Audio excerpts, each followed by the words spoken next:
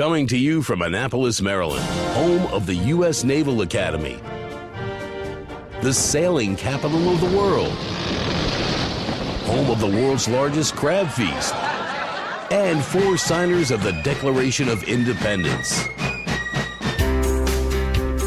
This is the Eye on Annapolis Daily News Brief, a daily roundup of local news that you can use, including local sports, local events, local opinion, and local weather from DMV Weather.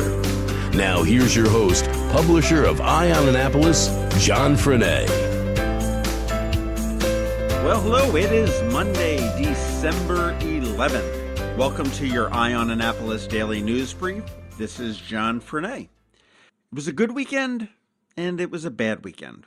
Despite the snow, despite the bitter cold, absent a fire at the Annapolis Yacht Club, the Eastport Yacht Club Lights Parade went on without a hitch. Thousands were on hand either at City Dock or on the Harbor Queen or lining the banks of the Annapolis Harbor or Spa Creek for the 40 or so boats that lit up on a very cold December night. One of the favorites was a nod to the recent Annapolis city election, a powerboat with a Ferris wheel, emblazoned with the letters LOPL, which I understand is short for Land of Pleasant Living. If you were at the Lights Parade and you got some good pictures, you can email that picture to Sean O'Neill at RBC Wealth Management. And he is having a contest where he'll give you a $100 gift card if he uses your picture for his Christmas card next year. And his email address is Sean, SEAN .O'Neill, ONEILL at RBC.com.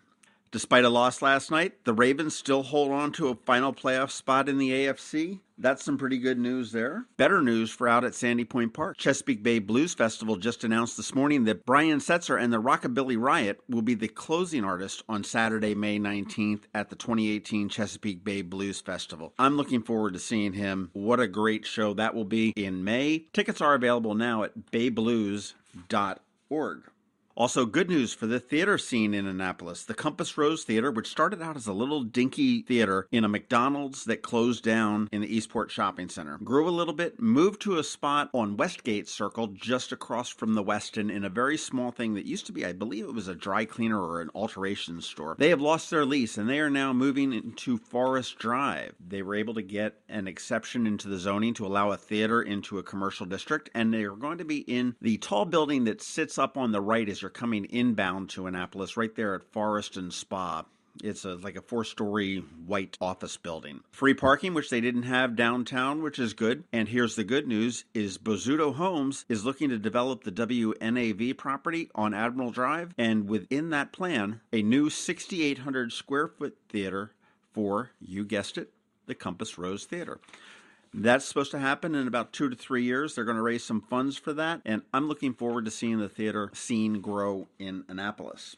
Now, bad news. Lots of fires this weekend. Please be safe. Check your smoke detectors. Make sure that your dryer vents are clear. If you're cooking outside, make sure it's kept away from your home. All of those things. 2 adults and 2 kids were displaced after a fire destroyed their home in Severna Park in the 300 block of Hollyberry Road. That fire is under investigation. And here in Annapolis, smoke alarms actually activated in Magnolia Ridge Road about 12:45 a.m. on Sunday morning. 5 people were in the home. They were able to evacuate themselves as well as their pets. The home appears to be destroyed at this point. There's no damage estimate, but that family is being taken care of by the Red Cross. Strong winds are continuing to spread wildfires in Southern California over the weekend, causing another slate of mandatory evacuations. Only 1 death has been blamed on the fires, but they have so far destroyed 800 homes and structures, which is no good. California seems to be on fire. Despite still holding on to a playoff spot, the Ravens did squander an 11-point lead against the Pittsburgh Steelers last night, losing 39-38. Navy, of course, lost to Army in the 118th Army-Navy game on Saturday, and Kevin Chaney will be with us in just a moment to bring you up to speed on all of that. And we did get an early snow. While it wasn't cold enough, thankfully, to affect travel that much, some areas in Maryland did see as much as 5 inches over the course of Saturday. George Young from DMV Weather called it, and it will be cold this week. And George has more information about your local winter forecast. Hang tight.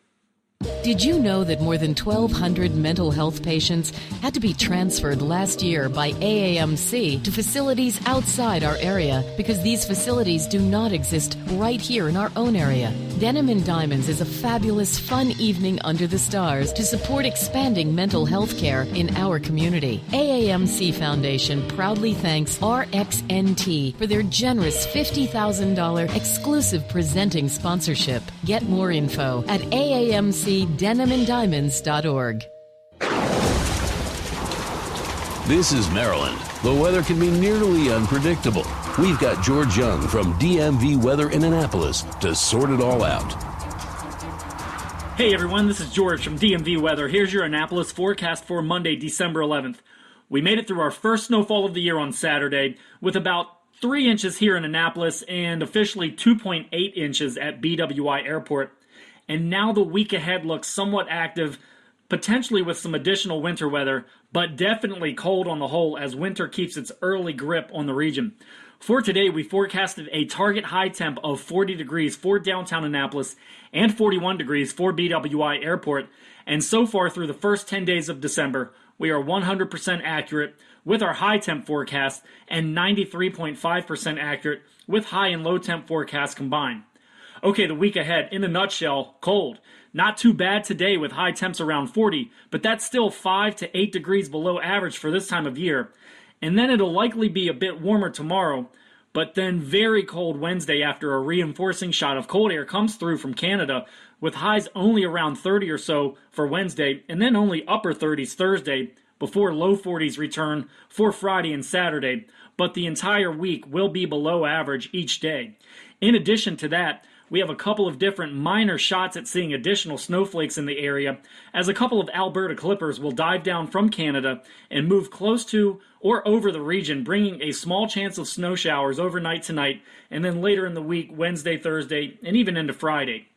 So definitely prepare for some below average temps and off and on breezy conditions this week as the skies above stay active, and stay tuned for updates on any potential snow chances as we move through each day. Okay, that's it for us today. Be sure to check us out 24/7, 365 on our website at dmvweather.com or download our free app by searching for DCMD VA Weather in your app store and follow us on Twitter or Facebook. This is George Young of DMV Weather with your Annapolis forecast. Stay warm out there and make it a great week, and remember, whatever the weather outside, have fun and be safe.